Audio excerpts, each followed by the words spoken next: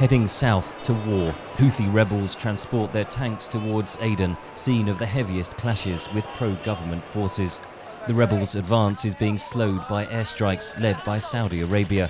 Speaking in Madrid Tuesday, Iran's foreign minister again strongly criticized Riyadh's actions. We believe that aerial bombardments are simply not the answer, because there is nothing of military value in Yemen to bombard. Mr. Zarif went on to deny Iran was destabilizing Yemen by backing the Houthis and proposed a 4-point peace plan. I believe there is every reason that if all of us helped, there will be a broad-based, friendly government in Yemen to all its neighbors.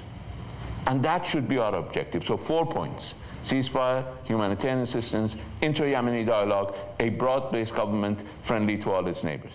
However, such peace overtures from Iran should be treated with caution, argues Lewin of the Henry Jackson Society, a Britain-based policy group. They are not our allies in calming the situation. As you can see, as far even with Pakistan now being drawn in against an Iranian proxy, the Houthis in Yemen.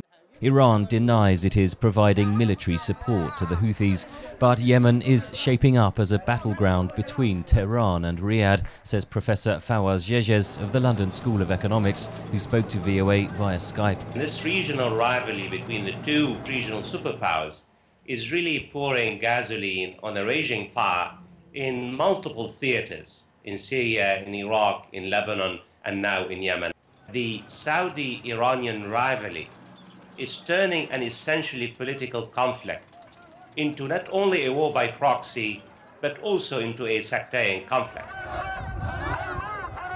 Yeges says within Yemen, the Houthis are not seen as Shiite allies of Iran, but the country's Sunni population nevertheless feels threatened as sectarian tensions rise, and that could create fertile ground for extremism. If this conflict continues, as seems to be the case, my take on it is that Al-Qaeda in the Arabian Peninsula, and most probably ISIS, the so-called Islamic State, will find a social base of support. The United Nations imposed a comprehensive arms embargo on the Houthi rebels Monday.